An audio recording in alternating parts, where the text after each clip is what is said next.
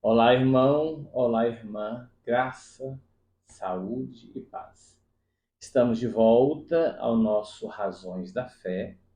Quero de início agradecer a todos que estão nos acompanhando, compartilhando e fazendo deste momento uma experiência de aprofundamento nas verdades da nossa fé. Conhecê-las, conhecer as verdades da nossa fé é certamente nos munir de conteúdo para que nós possamos, na maturidade, dar razões à nossa fé. E aqui nós nos encontramos em nome do Pai, do Filho e do Espírito Santo. Amém. A graça de Cristo Jesus, o homem-Deus, o amor do Pai e a comunhão do Espírito Santo estejam sempre convosco. Comigo, bendito seja Deus para sempre. Nós continuamos na primeira parte do nosso catecismo. Estamos no primeiro artigo do Credo, o creio em Deus Pai Todo-Poderoso, Criador do céu e da terra. E no segmento deste primeiro artigo, nós vamos meditar hoje o parágrafo 6º, que vai falar sobre o homem, ou seja, o ser humano, homem e mulher. Quando se diz homem no texto sagrado, nós estamos aqui usando uma linguagem comum de dois gêneros, que é o que a norma culta nos orienta e exige. Então, quando falamos de homem, estamos aqui reportando ao feminino e ao masculino. Estamos usando uma linguagem que é comum e que engloba essas duas realidades. Mas também podemos facilmente traduzir por ser humano. Não há nenhum problema. É só explicar por que em grande parte os textos utilizam o termo homem, já que na tradução nós estamos seguindo a norma culta do português. Dito isso, queria só lembrar um texto que vai iluminar aqui para nós, do Evangelho de São João, no capítulo 3º, versículo 16. Porque Deus amou o mundo de tal maneira que deu seu Filho unigênito, para que todo aquele que nele crê não pereça, mas tenha a vida eterna. O ser humano foi criado para essa vida eterna, e lá no paraíso, o ser humano, em Adão e em Eva, desconfiaram do amor de Deus, algo que nós vamos ver mais adiante, falando sobre a queda, né? Desconfiaram do amor de Deus e romperam, dada a sua liberdade, romperam a comunhão que havia entre criatura e o Criador. Então vamos ver o que vai falar para nós o parágrafo 6º deste primeiro artigo, o número 355. Lembrando que nós estamos falando daqueles números que vêm à margem do texto e não da página, ok? Então Deus criou o ser humano à sua imagem, a imagem de Deus o criou. Homem e mulher, ele os criou, está presente no Gênesis capítulo 1º, versículo 27. Então podemos entender aqui, o autor sagrado diz que houve a criação do gênero humano, e esse gênero humano, seguindo toda a lógica da natureza, presente nas outras realidades, foi criado nessa dupla realidade, masculino e feminino, homem e mulher. O homem ocupa, né, quando eu digo esse homem, como falei há pouco, esse homem é o ser humano. Ocupa um lugar único na criação. Por quê? Porque esse homem, esse ser humano, é a imagem de Deus. Somente nós, seres humanos, somos feitos à sua imagem e à sua semelhança. Somos criatura? Somos. Contudo, uma criatura distinta das outras criaturas, porque nós somos a única criatura que fala, que verbaliza, que nomeia, que reflete, que pensa, que elucubra, que faz experimentos mentais, somos nós, até que se prove o contrário. Mas da criação, somente nós. E em sua própria natureza, une o mundo espiritual e o mundo material. Esse ser humano, à imagem de Deus, traz consigo esses dois elementos, um material, essa dimensão corpórea, essa realidade que é uma extensão e que conecta com tudo no seu entorno, mas também uma união com o mundo espiritual, já que a nossa natureza, já que a nossa alma é espiritual. Anima o corpo, só que há nela a possibilidade. Lembra lá do início dos nossos estudos? O ser humano é capaz de Deus. Então, nós podemos nos relacionar com o Senhor. É criado ser humano, né? É criado homem e mulher, e Deus o estabeleceu em sua amizade. Então, nós temos aqui 4 tópicos dentro do que iremos entender no parágrafo 6º sobre o homem, o ser humano. De todas as criaturas visíveis e também as invisíveis. Eu quero dizer, quando o texto fala visível, tudo é possível de ser visto. Mesmo aquelas realidades no fundo dos oceanos ou na crosta terrestre, se vier a lume, pode ser visto, né? Então, todas as criaturas visíveis. Mas eu quero dizer invisíveis nesse sentido. Até mesmo aquelas que nós nunca conseguimos ver, ou que demorará muito para vermos. Todas essas realidades de todas as criaturas, só o ser humano é capaz de conhecer e amar seu Criador. Isso é fantástico. Capaz, o homem capaz de conhecer e amar seu Criador.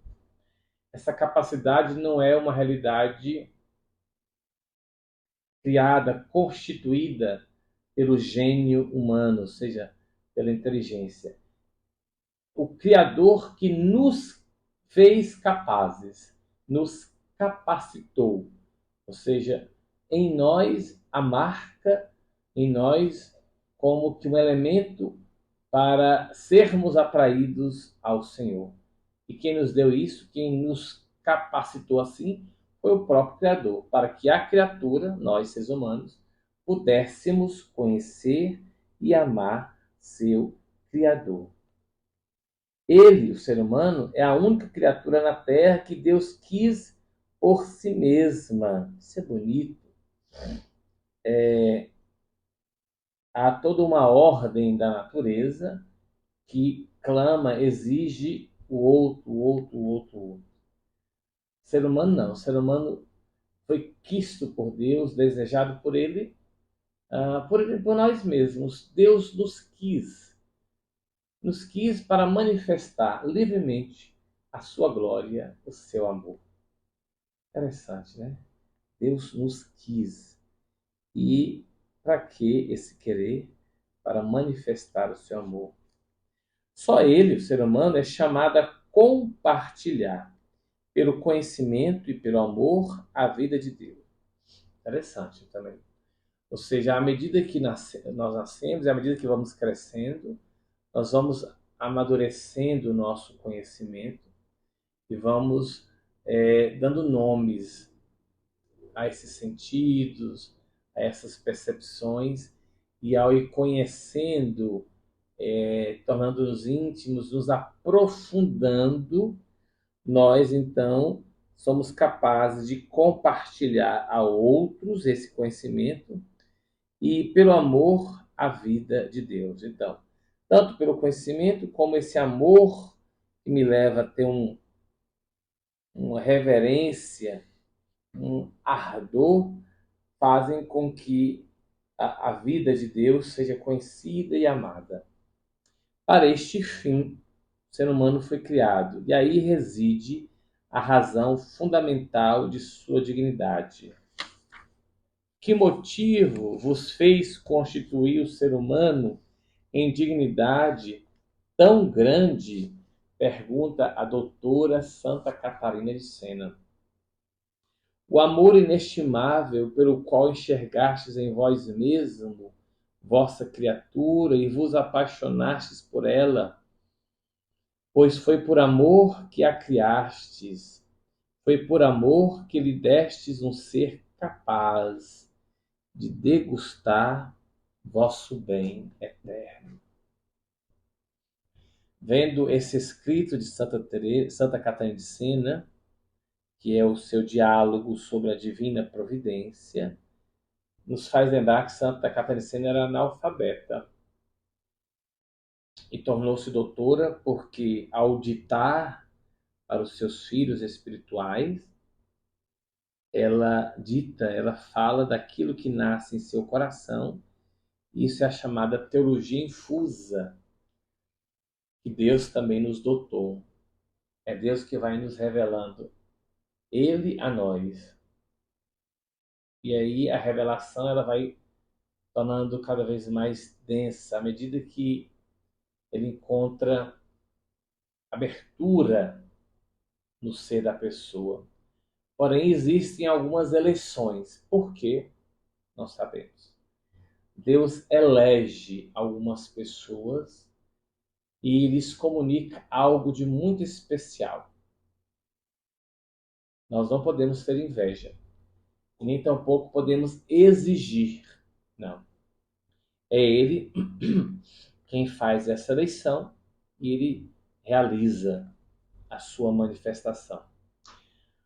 Uma querida amiga minha, Madre Mactildes, Madre Abadesa do Mosteiro do Monte, em Olinda, monjas beneditinas, e que depois voltou para Belo Horizonte, para a Abadia de Nossa Senhora da Graça, e lá veio a falecer há poucos anos, 3 anos, 4. Ela dizia que os santos, na igreja, né, os santos, e também no mundo, eles são postos, né, eles são eleitos, escolhidos por Deus, para retirar do meio da igreja e do mundo a mediocridade. Interessante isso, né? Ou seja, os santos, eles nascem para nos livrar da mediocridade. Por exemplo, uma pessoa tão simples, tão silenciosa como Santa Dulce dos Pobres. Não tinha grandes dons místicos, não tinha grande oratória, extremamente silenciosa, baixinha, sofrida, sobretudo com a doença que tinha nos seus pulmões. Ela padecia muito porque sabe que exige muita pessoa. No entanto, essa mulher, uma gigante, e fez uma obra invejável. Foi inclusive indicada ao Nobel da Paz. Quem é Dulce? Humanamente falando, nada. Mas, ao mesmo tempo, esse humanamente dela, esse humano dela se tornou grandioso. Porque Deus quis, a elegeu e ela foi dócil. E a sua docilidade a moveu a crer. Encontrou desafios, muitos, tormentas, nossa, não poucos, mas ela creu. E por crer e renovar sua crença, Deus fez nela maravilhas.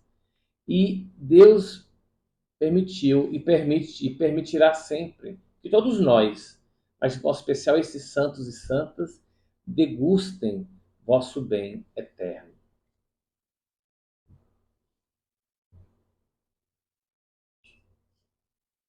Por ser a imagem de Deus, o indivíduo humano tem a dignidade de pessoa. Ele não é apenas alguma coisa, mas alguém. Esse lápis é uma realidade individual. Tem outros lápis, mas ele é único, é individual. Só que ele não se relaciona comigo. Eu pego, faço a ponta, apago com borrachinha, toco nele, mas se eu deixo aqui, ele não consegue se relacionar comigo, né? Sou eu quem o movo, sou eu quem interajo com ele, sou eu, não ele comigo. Por que eu estou dizendo isso? Para dizer que o ser humano tem também esse aspecto de individualidade, mas só que nós interagimos. Por exemplo, Fabrício, ele interage comigo. Só que eu não fico na inércia. Eu também interajo com ele. Eu converso, eu pergunto, eu brigo, eu brinco com ele, entendeu? Então acontece essa interação. E dessa forma, nessa interação, nós vamos compreendendo que o ser humano é indivíduo, mas também é pessoa. Ele é alguém, é capaz de se conhecer, de se possuir, de se doar livremente e de entrar em comunhão com outras pessoas. Ele é chamado por graça, não somos nós não, viu? Isso não é um direito meu, não. É graça, é presente, é dom. Ele é chamado por graça a uma aliança com seu Criador, a oferecer-lhe uma resposta de fé e de amor que ninguém mais pode dar em seu lugar. Lembra lá do início? Eu creio, hífen, nós cremos. Essa realidade individual é preciso ter presente na nossa compreensão. Na minha vida, eu preciso dar a minha resposta, só que a minha resposta não é alheia à resposta da comunidade. Ou seja, eu creio mais na fé de uma comunidade que crê. E muitos creram antes de mim. E outros tantos crerão depois de mim. Deus criou tudo para o ser humano. Fantástico, né? Tudo, tudo, tudo, tudo Deus criou.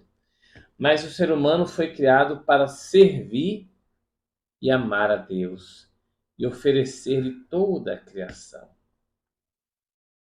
Tudo foi criado para nós e nós fomos criados para servir e amar a Deus e oferecer-lhe toda a criação. Lembrando sempre que Deus não muda com o nosso louvor, continua Deus.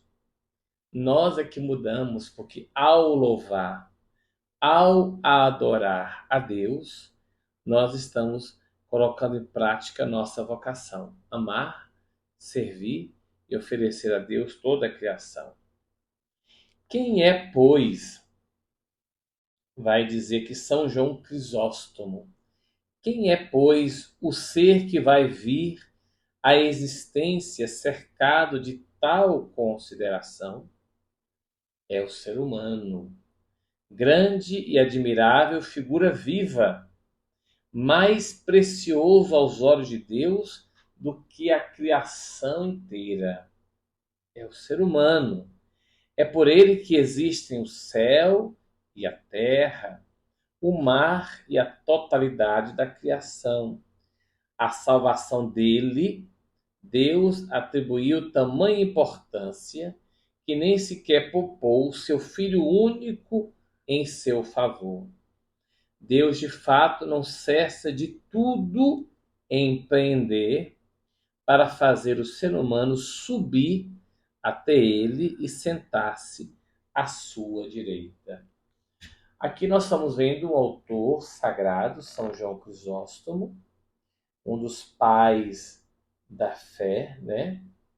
Dizendo, falando em um seu sermão sobre o Gênesis, o livro do Gênesis, ele está dizendo que quando os primeiros pais, Adão e Eva, rejeitaram essa comunhão e Deus expulsou os primeiros pais do paraíso, Deus não desistiu do seu propósito de oferecer ao ser humano tudo de melhor, ou seja, ele mesmo.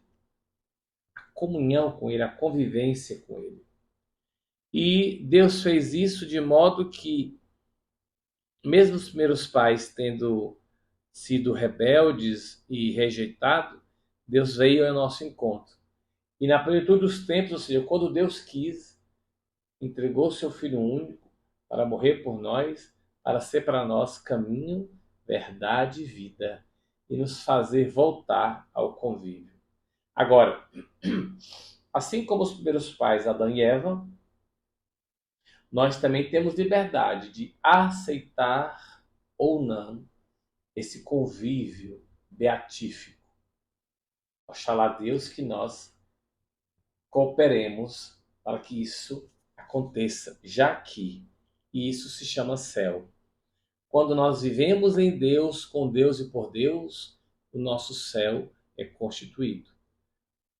Aqui na terra, embora de forma limitada, porque podemos aqui na terra cair e errar, mas tendo em vista o céu na plenitude, onde Deus será tudo em todos, como diz Paulo na primeira carta aos Coríntios. Na realidade, o mistério do ser humano só se torna verdadeiramente claro no mistério do Verbo encarnado. São Paulo nos ensina que dois homens estão na origem do gênero humano: Adão, o primeiro, Cristo, o segundo. O primeiro Adão, diz ele, foi criado como um ser humano que recebeu a vida.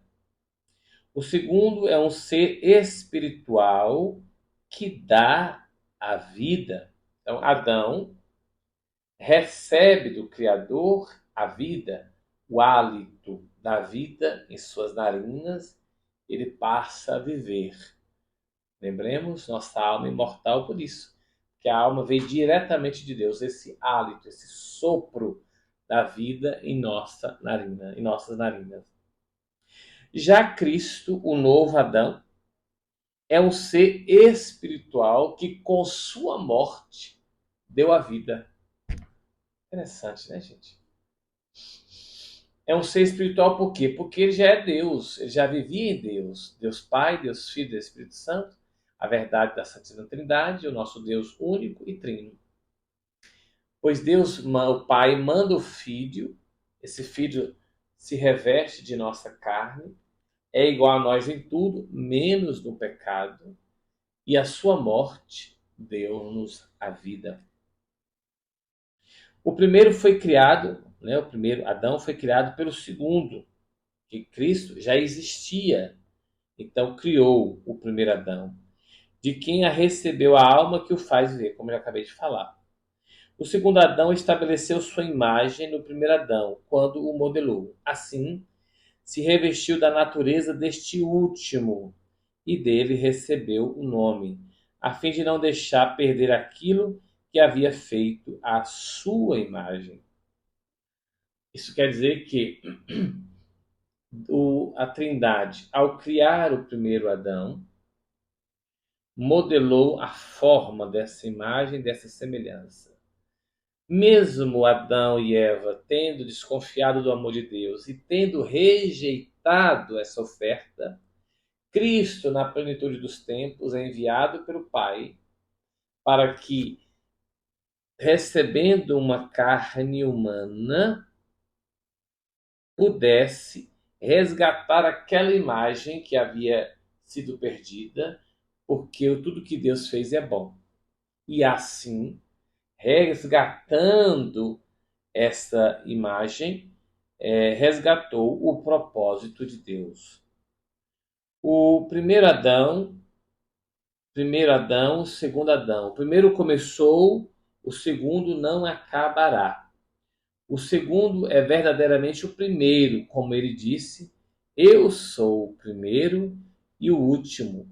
Isso aqui é uma elaboração teológica de São Pedro Crisólogo. Ora, quando ele diz isso, há diversas interpretações. São Pedro Crisólogo diz, quando ele narra, sou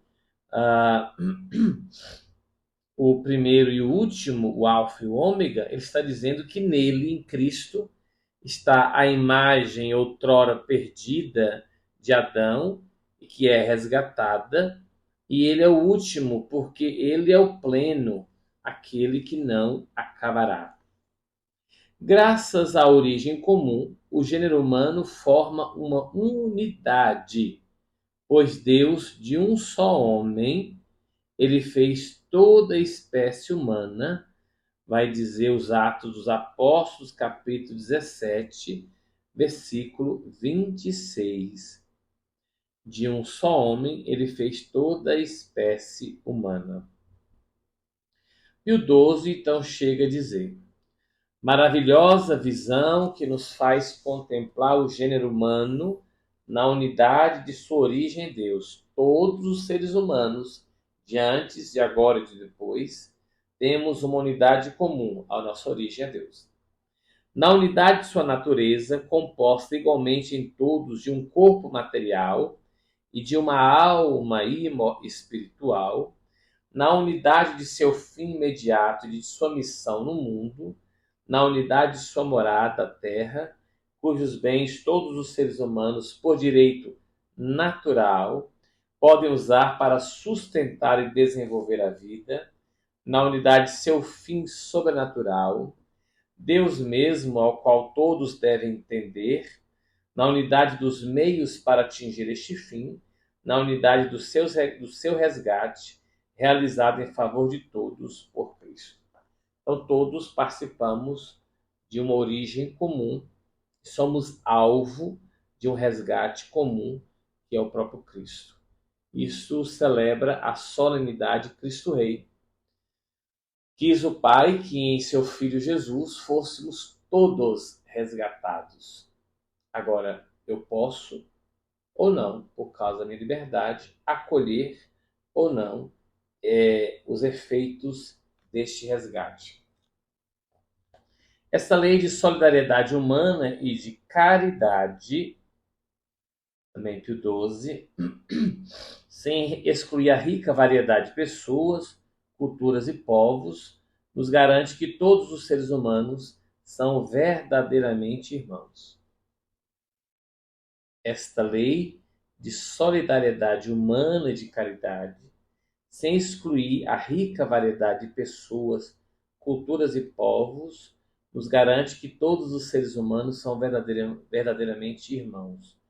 O Papa exclui alguma pretensão de uniformidade. Todos brancos, todos negros, todos nativos. Não.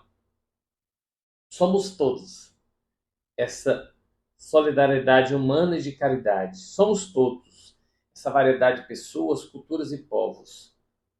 Porém, irmãos, mesmo tão distintos, mesmo tão plurais, mesmo tão diversos, nós somos irmãos.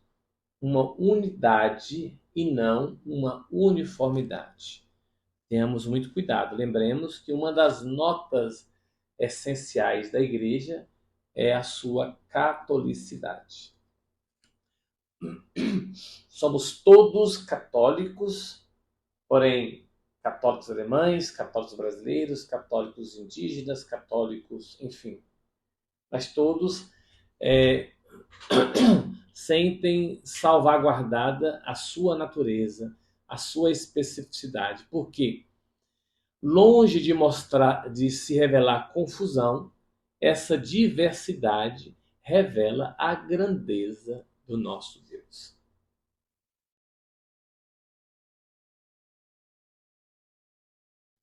Você está gostando? Tem alguma pergunta? Dê like, pergunte aí nos nossos comentários.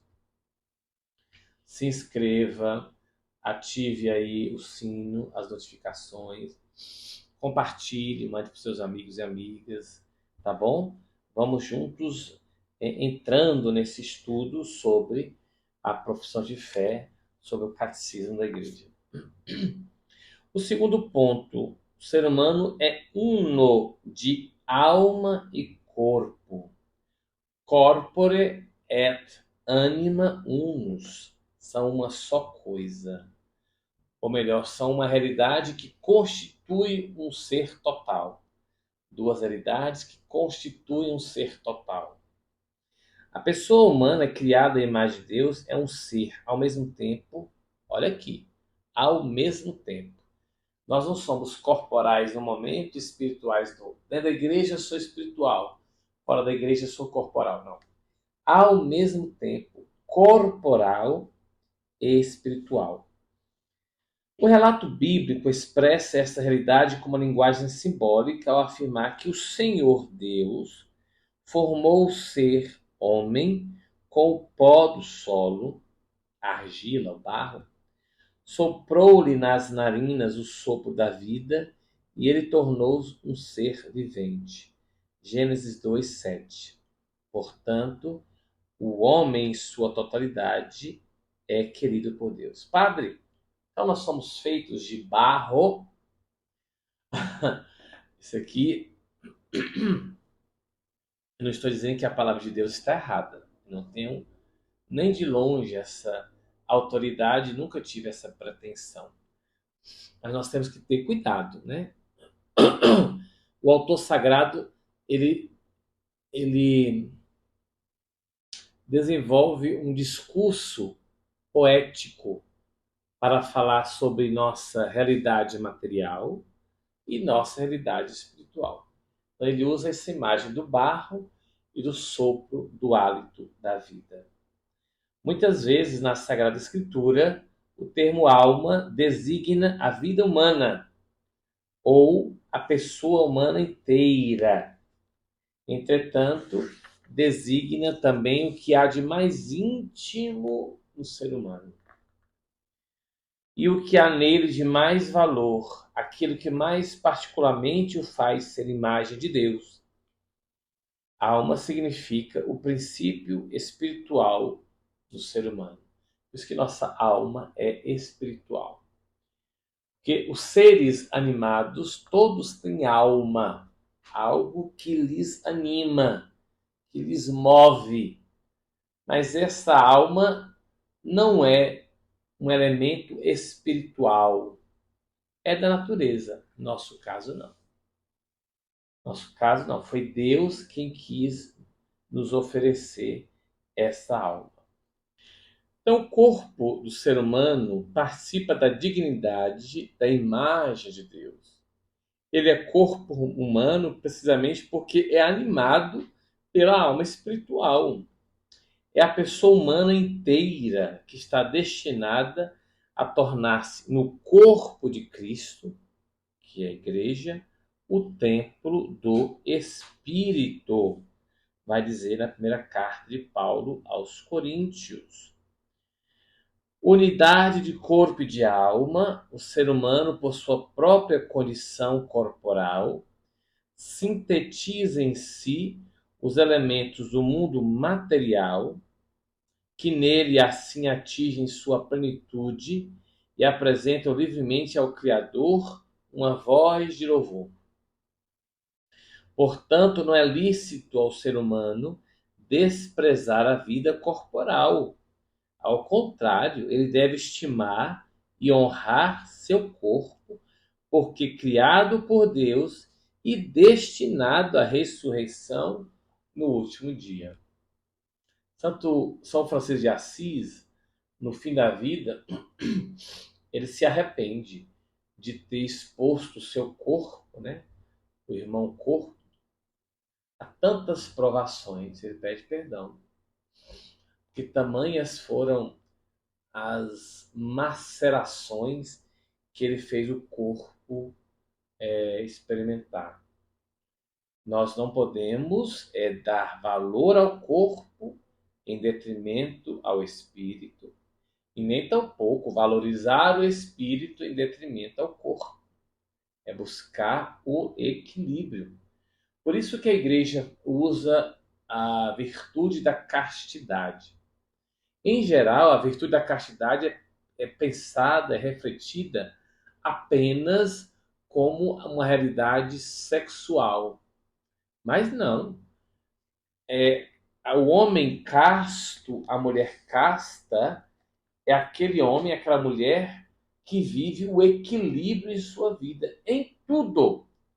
Por isso que a castidade pode ser vivida pelo celibatário, é o meu caso, pode ser vivida pelos casais e pode ser vivida pelos viúvos, viúvas. Isso quer dizer, mas como é que um casal pode ser casto?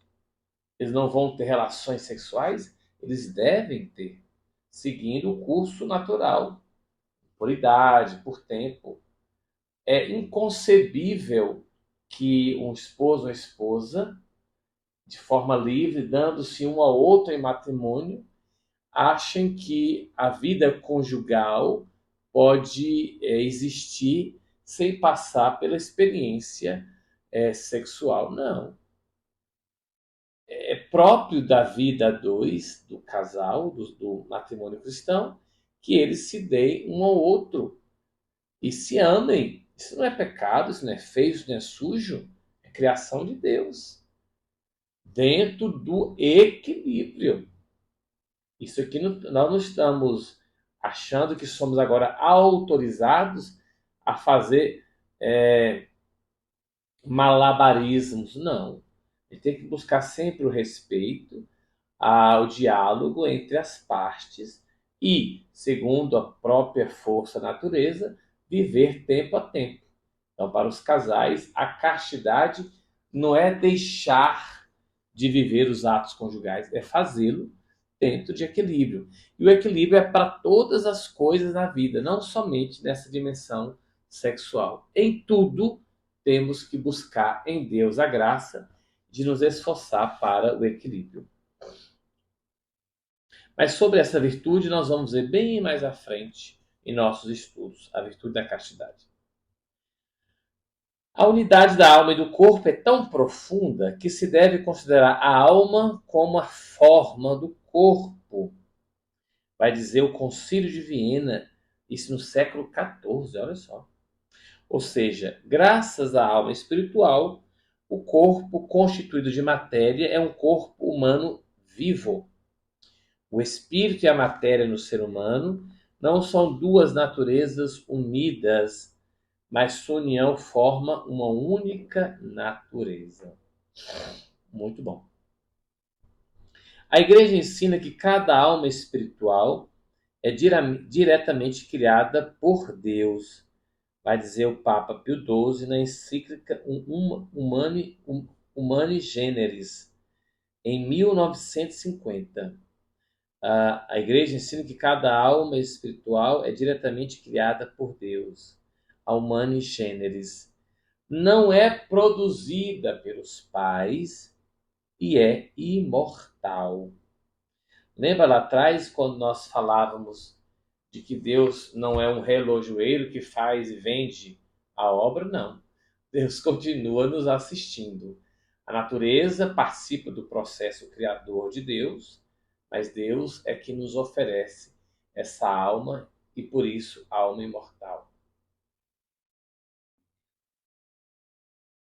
Ela não perece no momento de sua separação do corpo na morte e se unirá novamente ao corpo na ressurreição final. Aqui está um elemento que depois também vamos estudar mais, que são os juízos, o juízo particular e o juízo final.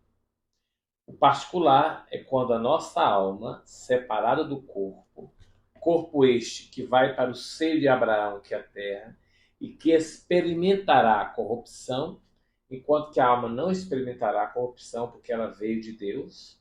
Então ela vai e se apresenta diante do Senhor, e ali se dá o juízo particular, ou um juízo de ressurreição, passando pelo purgatório, ou um juízo de inferno, ou seja, de uma realidade fora da comunhão com Deus.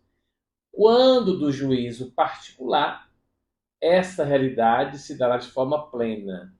Aquela alma, no juízo pessoal particular, experimentou a ressurreição, se unirá ao seu corpo, porque para a igreja o corpo não foi deletado, não foi rejeitado, não foi minimizado. O corpo encontrará a glória, como encontrou a glória o corpo do Senhor e sua natureza. E aqueles que tiveram juízo particular, o juízo de inferno, também terão a ressurreição infernal com aquele corpo e também padecerá a escolha da vivência fora de Deus. Então, nós cremos em dois juízos. O juízo pessoal particular, melhor dizendo, particular, quando da morte, e o juízo final, quando da segunda vinda do Senhor, que nós não sabemos dia e nem hora. Ocorre por vezes que a alma parece distinta do espírito. Assim São Paulo reza para que todo o nosso ser, o espírito, a alma e o corpo, seja guardado irrepreensível para a vinda de nosso Senhor Jesus Cristo. A Igreja ensina que essa distinção não introduz a dualidade na alma, como se em nós houvesse o corpo, matéria, e no nosso íntimo, na nossa profundidade, houvesse duas realidades, a alma e o espírito. A Igreja não ensina isso, essa distinção. Espírito significa que o ser humano está ordenado desde a sua criação para seu fim sobrenatural e que sua alma é capaz de ser elevada gratuitamente à comunhão com Deus, novamente no Humani Generis de Pio XII. Interessante. Vou fazer só aqui um parênteses bem rápido. Se nós olharmos, vou pedir o Fabrício para me ajudar aqui. Se nós olharmos aqui, por favor, Fabrício, aqui, ó, as notas de rodapé, tá vendo? Há sempre os números que eu falei, né, tal, e temos aqui essa linha. E abaixo delas são as notas de rodapé. Todos esses números inseridos dentro do corpo do texto, por exemplo, aqui, ó, 447, deixa eu ver outro aqui, Fabrício, melhor aqui, ó, 449, tá vendo?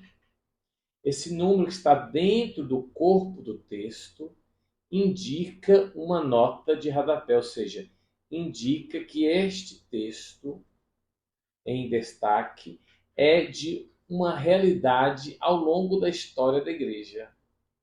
Por que eu estou fazendo essa menção? Para perceber que todo documento da igreja é um documento em continuidade.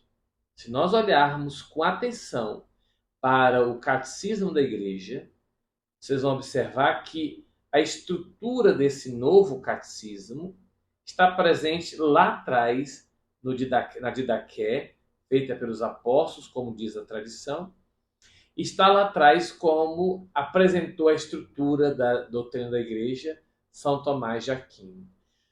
Eu estou falando isso porque houve um comentário aqui, alguém fez um comentário nos nossos comentários aqui no canal do YouTube, pedindo que nós deixássemos de lado esse catecismo herético. Não, não é herético. Herético é quem pensa assim. Esse catecismo é da Igreja Católica. E ele tem, sim, a sua autoridade e sua validade. E não nos cabe questioná-la. Devemos, sim, acolher, abraçar, aceitar e respeitar aquilo que foi feito na tradição da Igreja. Devemos deixar de preguiça e deixar de ser levados por algumas pessoas que estão lançando em nosso meio um espírito de divisão, de dissensão, de separação. Lembremos que esse nosso estudo Razões da Fé tem por motivo isso, fazer com que nós voltemos à comunhão com o Santo Padre o Papa, voltemos à comunhão com os senhores bispos, voltemos à comunhão com a Santa Igreja. E nós não fiquemos sendo guiados por gurus que utilizam a internet para lançar na cabeça e no coração das pessoas um espírito de divisão. Não. Este catecismo, ele traz a história da igreja. Se nós tivermos um pouquinho de delicadeza e de esforço e de humildade, nós veremos que ele não é herético, que ele é sim a súmula da doutrina da nossa igreja. Doutrina essa que é permeada pela Escritura, por aquilo que o magistério nos oferece e aquilo que fomos adquirindo por permissão do Espírito de Deus na rica tradição da igreja. Tendo dito isso, quero frisar: o catecismo é sim um documento de continuidade. Se nós baixarmos a guarda, se formos humildes, se nos abrirmos, nós perceberemos que herético são esses e essas que querem ficar acima do catecismo ou colocá-lo à margem, rejeitá-lo e, sobretudo, querendo defamá-lo. Não. Eu não vou largar o catecismo da Igreja Católica, não. Prefiro morrer com a Igreja a morrer fora dela.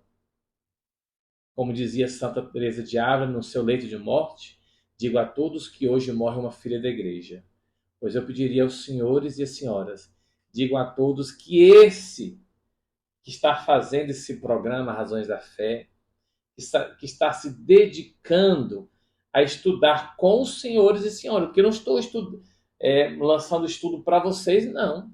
Nós estamos estudando. Há pouco eu dizia para o Fabrício aqui, por que eu me animo tanto em fazer esse estudo? Porque também eu estou estudando. Isso me enriquece. Isso me enriquece. Então, digo a todos que esse que estuda com o senhor, com a senhora, digo a todos que este aqui é um filho da igreja. E eu não vou, em hipótese alguma, ir contra o Santo Padre, os senhores bispos, os demais irmãos padres, diáconos, leigos e leigas, religiosos e religiosas. Não. E eu estou com a igreja no ato. Então, esse catecismo não é herético. Quem propõe que eu deixe, isso sim, está sendo movido pelo espírito de heresia, de dissensão, uma prática cismática. E eu convido na caridade, volte humildemente para o seio da igreja e perceba que é nela que há a salvação. Tendo dito isso, a tradição espiritual da igreja insiste também no coração, no sentido bíblico de profundidade do ser, nas entranhas, como diz Jeremias 31, onde a pessoa se decide ou não por Deus. Só um parêntese, há uma série de textos que fala do coração, né? Deuteronômio 6, Isaías 29, Ezequiel 36, Mateus 6, Lucas 8, Romanos 5. Nós ouvimos falar muito do coração, né? Hoje a gente sabe que é a mente, né? O cérebro, que é o centro do nosso ser. Sabemos pouquíssimos dele e menos ainda desse fenômeno chamado intestino, que é uma outra realidade à parte. E, enfim, né, o chamado intestino delgado, não o grosso, o delgado, que é algo, também é outro universo ainda a ser conhecido. Mas o coração ele fica como um elemento alegórico, né, pedagógico. A gente tem que entender um pouco isso. Homem e mulher os criou, igualdade e diferença queridas por Deus. O homem e a mulher são criados, isto é, são queridos por Deus, por um lado, em perfeita igualdade como pessoas humanas, e por outro, em seu respectivo ser de homem e de mulher. Ser homem, ser mulher, é uma realidade boa e querida por Deus. O homem e a mulher têm uma dignidade insuperável, que lhes vem diretamente de Deus, seu Criador. Está no Gênesis 2. Deus é quem quis fazê-los assim.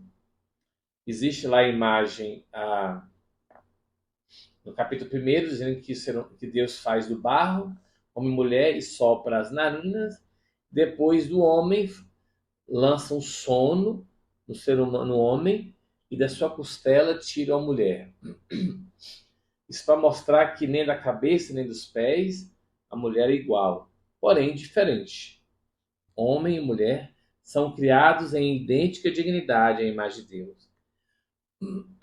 Em seu ser homem e em seu ser mulher, refletem a sabedoria e a bondade do Criador.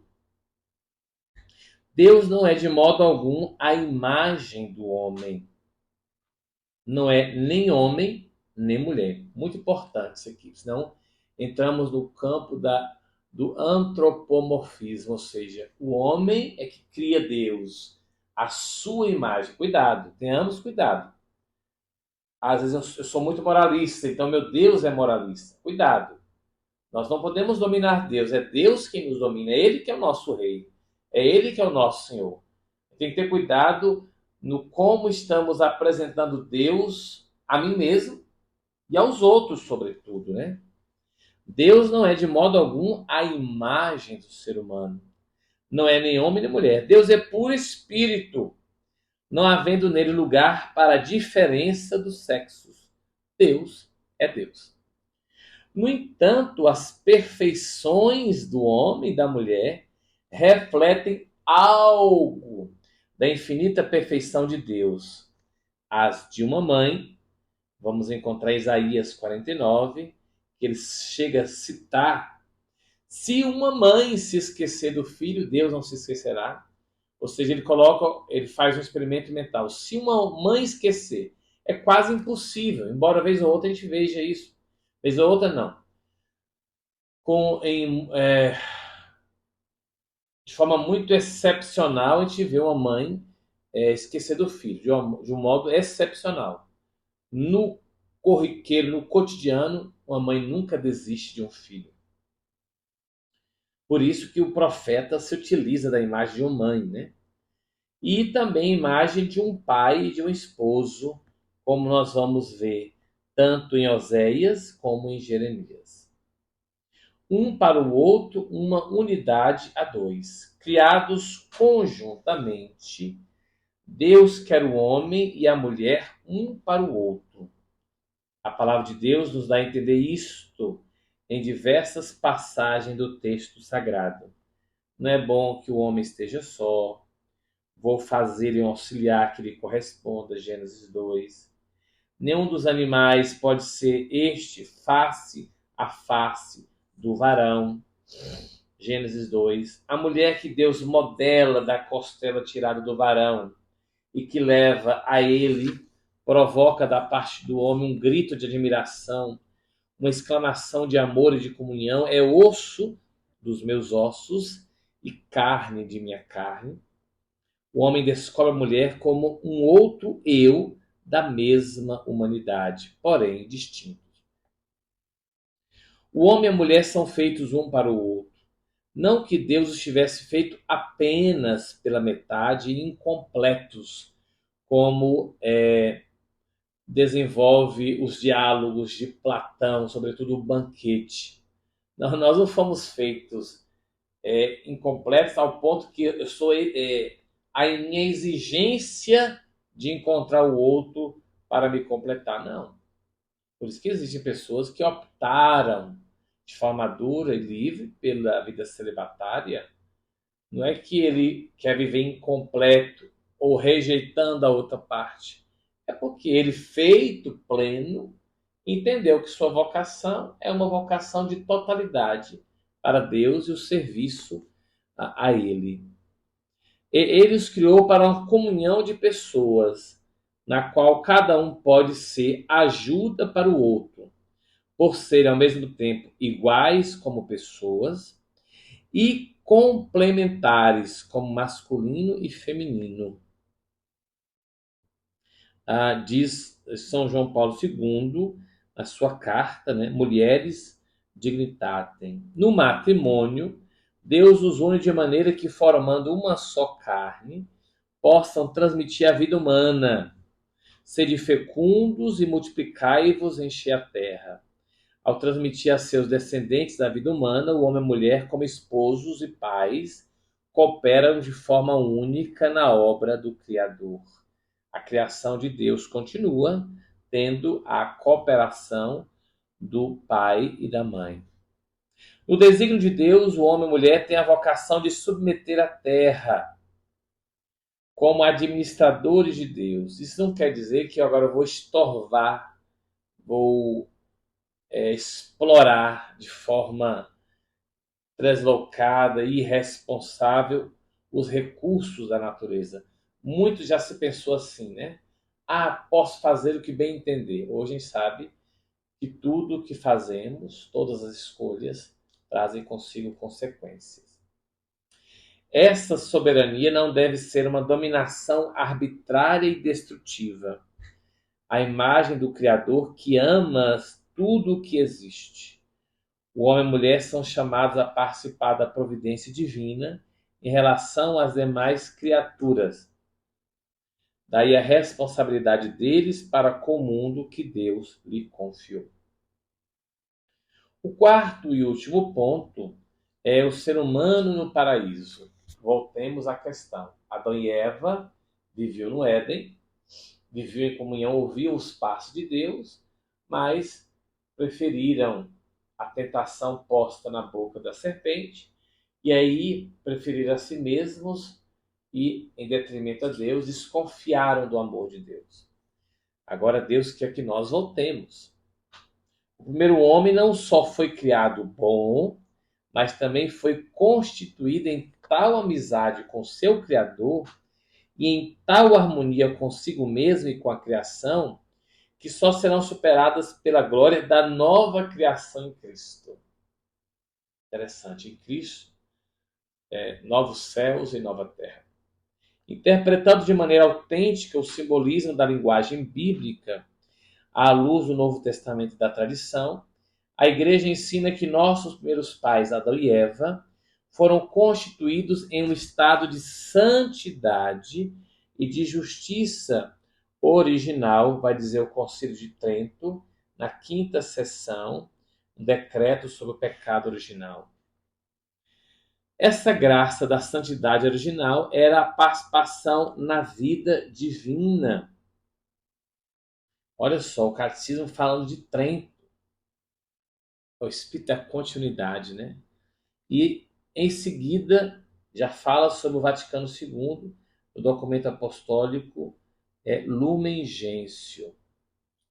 Pela irradiação dessa graça, todas as dimensões da vida do ser humano eram fortalecidas. Enquanto permanecesse na intimidade divina, o ser humano não devia nem morrer, nem sofrer. Muito importante isso. O ser humano foi feito mortal e passível de sofrimento. Mas porque vivia na intimidade com Deus, essa intimidade os privava da morte e do sofrimento.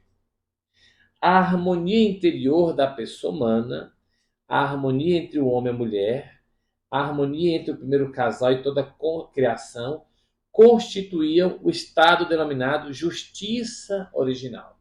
Lembremos que o ser humano dava nome às coisas. O domínio do mundo que Deus, desde o início, havia outorgado ao ser humano, realizava-se, antes de tudo, no próprio ser humano, como domínio de si mesmo. Era um ser humano em estado de equilíbrio. Era um ser humano casto. O ser humano estava intacto e ordenado em todo o seu ser, porque livre da tríplice concupiscência que o submete aos prazeres dos sentidos. Ter o prazer e o poder, a cobiça dos bens terrestres e a própria afirmação contra os imperativos da razão. O sinal da familiaridade com Deus é o fato de Deus colocar o ser humano no jardim. Lá ele vive para cultivar e guardar. O trabalho não é uma penalidade, mas a colaboração do ser humano e da mulher, do homem e da mulher, com Deus no aperfeiçoamento da criação visível. Toda essa harmonia da justiça original, prevista para o homem e para a mulher, pelo desígnio de Deus, será perdida pelo pecado de nossos primeiros pais. E aqui terminamos. E será no próximo programa que vamos falar sobre a queda. Só quero salientar que os 11 primeiros capítulos do livro do Gênesis têm essa missão de dizer quem é nosso Criador, dizer como aconteceu a criação, a santidade de Deus e como se deu a entrada do mal. E o catecismo resume isso dizendo: a entrada do mal se deu quando o homem e a mulher desconfiaram do amor de Deus. E aqui é muito importante. Não sei se vocês já perceberam isso. Eu tenho insistido muito. O homem e a mulher. Essa história que foi Eva. Não. Adão não foi amarrado. Adão não foi obrigado. Não tinha uma faca no pescoço de Adão. Eva ofereceu e quis. Certamente ele estava vendo ali a serpente. Ele estava vendo a serpente rodando, né, aquela alegoria do Gênesis, né, e ouvindo tudo aquilo. E ele participou. Então, ambos, Adão e Eva, por isso o gênero humano desconfiou do amor de Deus. Termino fazendo essa pergunta. E nós? Estamos confiando ou estamos desconfiando do amor de Deus? Um abraço. Até breve, se Deus quiser. Pai, Filho e Espírito Santo. Amém.